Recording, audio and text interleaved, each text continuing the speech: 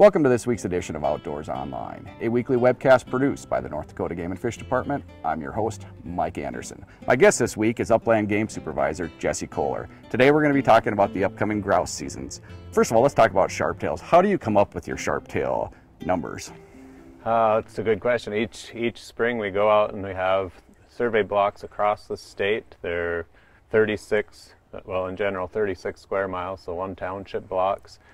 We go out and we try to census that block, so we count every single lek, every dancing ground where these males traditionally come back to and dance, and we're trying to count every male on those dancing grounds, so that should be every adult male as a good index for our population.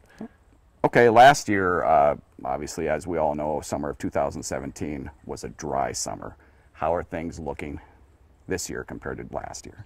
Yeah, and that's the unfortunate thing, is that our upland bird hunters are going to see low numbers again. The hatch last year was terrible, and we were already low going into last year. So this spring, our sharptail numbers were down once again. Across the state, it was down 13%, which was even worse in the western part of the state. So we had numbers down as low as 46% in some survey areas. Okay, let's explain to our audience, why does the drought affect our population so much? The drought was harmful in two ways in the summer. First of all, the hens need a lot of water, and they're getting most of their water not from going to a stock dam and drinking, but they're getting their water from their food.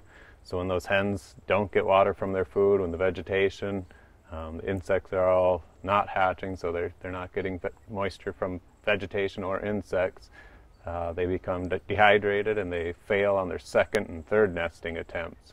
Usually upland birds will nest until they have a successful brood. So if their eggs hatch, then after that they don't have any more nests. So if their eggs fail during the nesting period, during the incubation period, they'll try again up to 2 more times. And so that second and third attempt, if they're dehydrated and not in good body condition, they won't have those.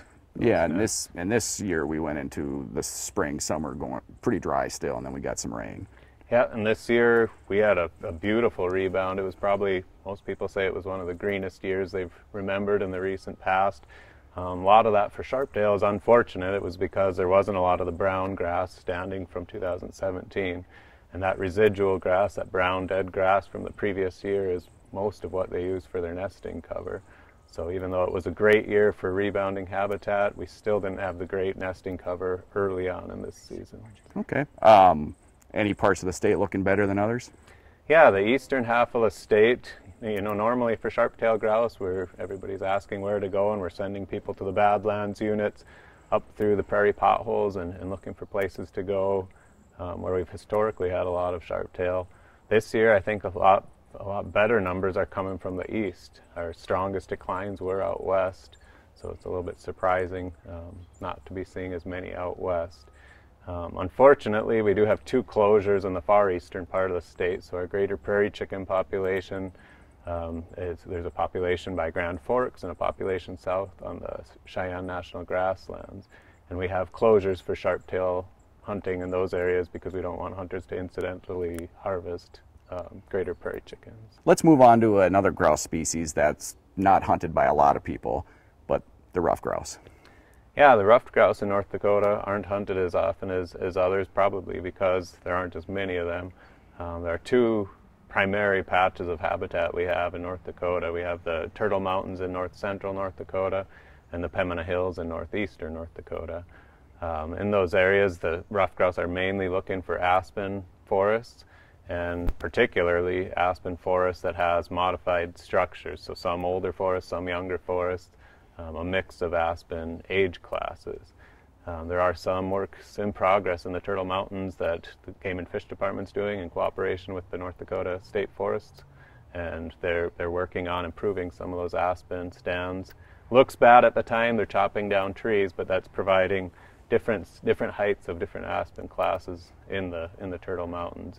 I don't know if the increases are necessarily a response for that. It's too early to say, and I don't think it's probably related, but we have seen slight increases in our ruffed grouse 2 years in a row. Okay, let's move on to Hungarian partridge. Our partridge numbers are, we don't have a lot of surveys specifically tied to partridge. just like hunting them when we're out surveying. It's always a bonus to come across partridge, and so for that, our numbers are somewhat less reliable because there are fewer data points for partridge. Hunters will probably not be going out specifically for partridge, since they're usually harvesting them when they're out hunting pheasants. However, I do think that people who are getting out will probably see more than in the past. We've seen, anecdotally, like I said, we don't have a lot of good data on partridge numbers, but anecdotally, the groups that we have been seeing have had larger broods, and we're seeing more than what we've seen in the past. Okay, there's a program that you guys have, your Upland Cruise, about wing envelope surveys. Tell me about that program and why it's so important that hunters submit these envelopes with wings. Yeah, so if hunters are interested in submitting, it depends what species they're hunting. So for a sharptail, you need the wing from the joint down, from the elbow joint down, and then some feathers from the top of the head. And we use those for determining the sex of the grouse and then the age of the grouse. If it was a chick, we want to know the age in weeks, and from that we can backtrack and determine the peak nesting date or the peak hatch date for most of our chicks and the harvested population. That's important. This year we used that data, for example, for the discussion we had on emergency haying dates. So for CRP, you can start to hay on August 1st in an emergency situation.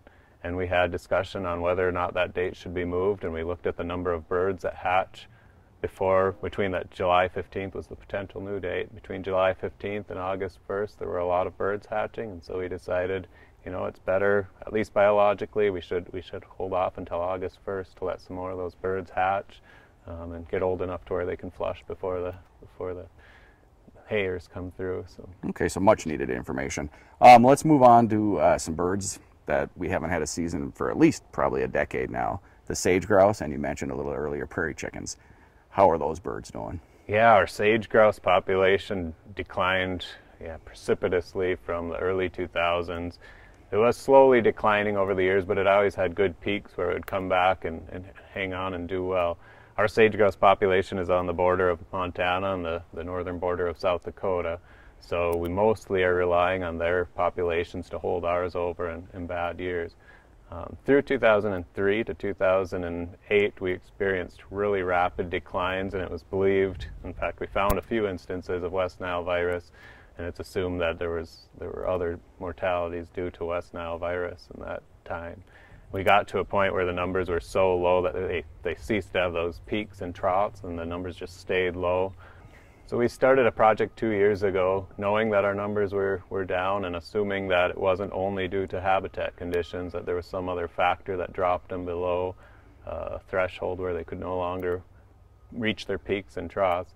We decided to translocate sage grouse from Wyoming and bring them up to North Dakota and see if we could bolster both the genetics and also the population to get past that low point in their numbers and hopefully get them to where they could be self-sustaining and rebounding again.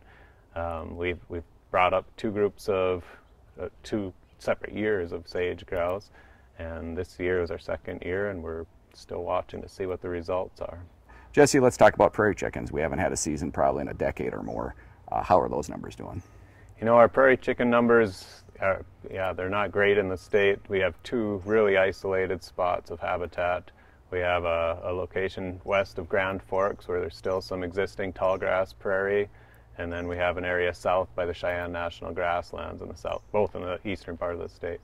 And that population has been holding its own, but it's slowly declining through the years, and that's why we closed the season, and we're still not seeing any rebound in that population to reopen the seasons.